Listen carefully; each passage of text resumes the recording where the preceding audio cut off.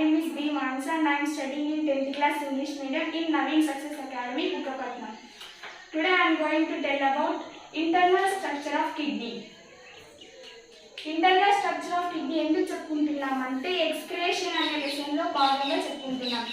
Excretion అంటే removal of toxic waste from our body. అంటే మన బాడీలో ఉన్న విష పదార్థాన్ని బయటకు తొలగించడానికి ఎక్స్క్రేషన్ అనే పద్ధతి మన బాడీ అనేది ఫాలో అవుతుంది. ఎక్స్క్రేషన్ అనేది చాలా ఆర్గాన్స్ ద్వారా జరుగుతుంది, కానీ దాంట్లో మెయిన్ పార్ట్ కిడ్నీ. కిడ్నీ అనేది యూరిన్ ఎక్స్క్రేషన్లో పాల్గొంటుంది. Internal structure of kidney. Kidney అనేది ఇంటర్నల్ స్ట్రక్చర్ ఇలా ఉంటుంది. మెడుల్లా అంటే పేల్ జోన్ ఇన్ కిడ్నీ అంటే చాలా లైట్ కలర్లో కనిపించేది కిడ్నీలో మెడుల్లా. అండ్ అలాగే ఈ కార్టెక్స్ రీజియన్ అనేది కిడ్నీలో చాలా డార్క్గా ఉంటుంది. తర్వాత ఈ పిరమిడ్స్ లైక్ షేప్లో ఉన్నదాన్ని పిరమిడ్స్ అంటాం. ఈ లైన్ షేప్లో ఉన్నదాన్ని క్యాలిసెస్ అంటాం.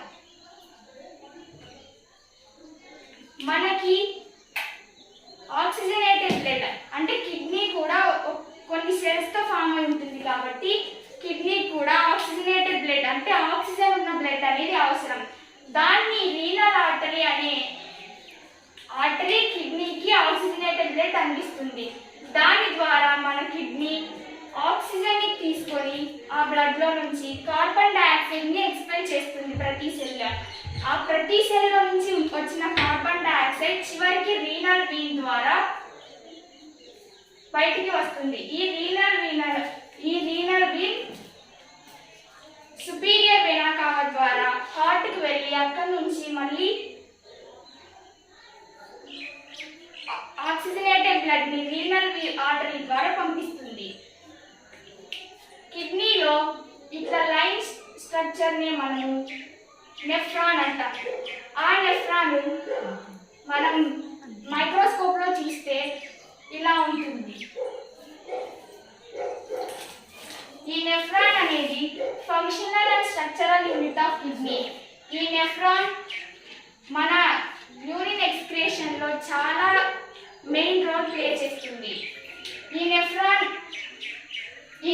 నెఫ్రాన్ లో కూడా కొన్ని సెల్స్ ఉంటాయి. ఆ సెల్స్ కి ఆక్సిజన్ అందించడానికి అఫరెంట్ ఆర్టరియోల్ అనేది ఈ రీనల్ ఆర్టరీ ద్వారా ఫామ్ అవుతుంది. ఈ రీనల్ ఆర్టరీ చాలా పెద్దగా ఉంటుంది. దాని నుంచి చిన్న చిన్న ఆర్టరియోల్స్ ఫామ్ అవుతాయి. ఇక్కడికి వచ్చేపాటికి అఫరెంట్ ఆర్టరియోల్ అంటాం. ఈ అఫరెంట్ ఆర్టరియోల్ అనేది ప్రతి నెఫ్రాన్ కి ఆక్సిజనేటెడ్ బ్లడ్ అందిస్తుంది. ఈ అఫరెంట్ ఆర్టరియోల్ చిన్న చిన్న బ్లడ్ క్యాపిలరీస్ గా ఫామ్ అయ్యి గ్లోమెరులస్ గా ఏర్పడుతుంది. A bunch of capillaries is known as glomerulus.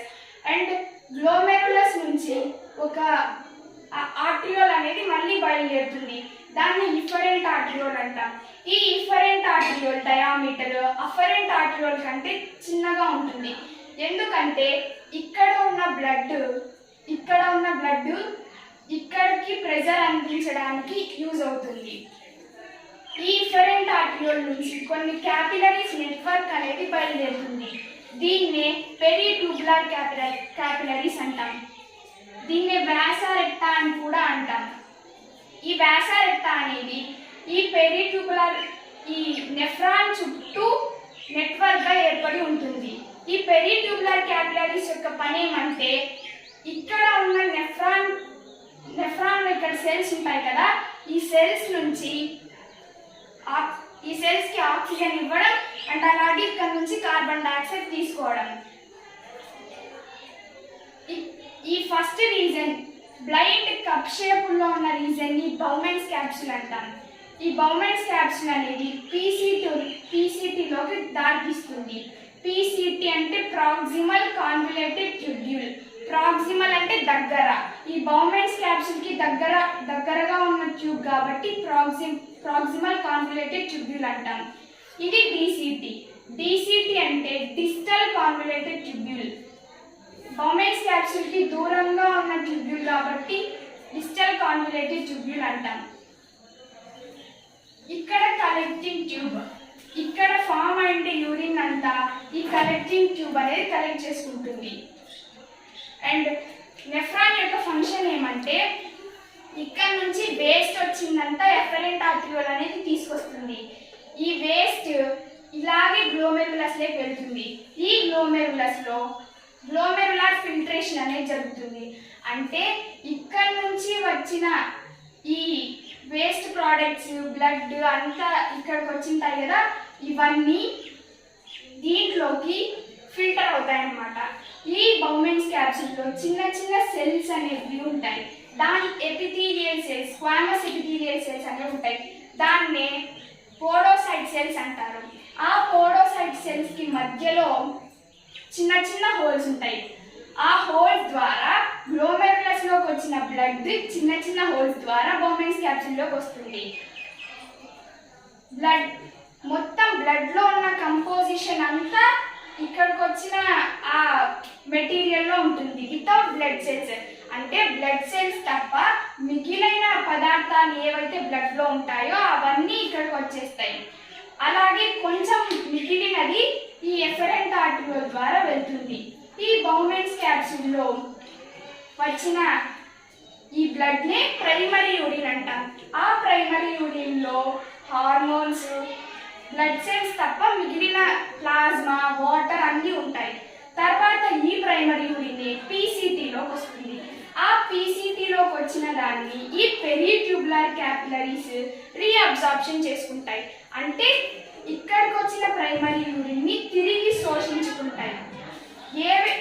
దీంట్లో యూస్ఫుల్ మెటీరియల్స్ అన్ని శోషించుకుంటాయి. అంటే water molecules, nutrient molecules, waste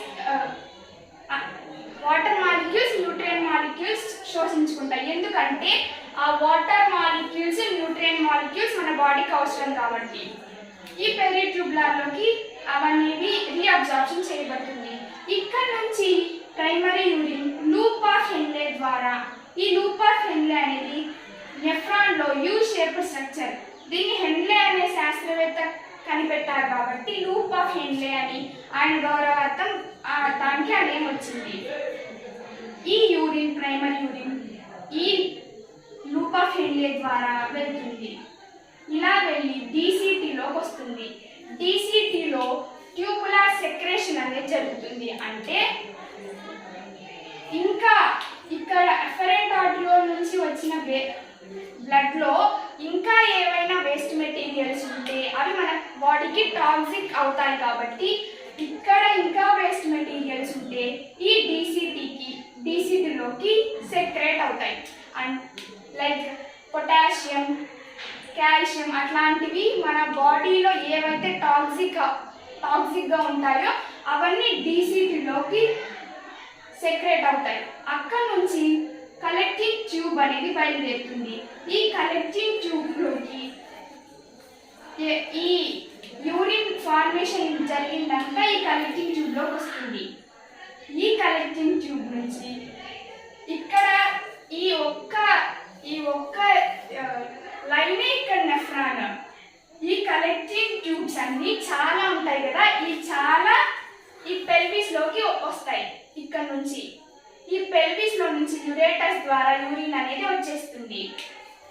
ఇట్లాంటి నెఫ్రాన్స్ మన కిడ్నీ, ఒక్కొక్క కిడ్నీలో మనకి 2 కిడ్నీస్ ఉంటాయి కదా, ఒక్కొక్క కిడ్నీలో 1.3 to 1.8 మిలియన్ నెఫ్రాన్స్ ఉంటాయి. అంటే ఒక్కొక్క నెఫ్రాన్ అనేది 1.3 to 1.8 మిలియన్ నెఫ్రాన్స్ లో నుంచి వచ్చిన వేస్ట్ ప్రోడక్ట్స్ అంతా ఈ కలెక్టింగ్ ట్యూబ్ లో వచ్చి ఆ ఒక్కొక్క కలెక్టింగ్ ట్యూబ్ మళ్ళీ ఈ యురేటస్ ద్వారా బయటకు వచ్చేస్తుంది కదా. అంటే ఇన్ని నెఫ్రాన్స్ అనేవి మన కిడ్నీలో పనిచేస్తున్నాయి అన్నమాట. కాబట్టి దీన్ని structural and functional unit of kidney అంటారు. స్ట్రక్చరల్ యూనిట్ అని ఎందుకు అన్నారంటే ఈ నెఫ్రాన్స్ చాలా ఉన్నాయి కాబట్టి మనకి ఈ నెఫ్రాన్ ని స్ట్రక్చరల్ యూనిట్ ఆఫ్ కిడ్నీ అన్నారు.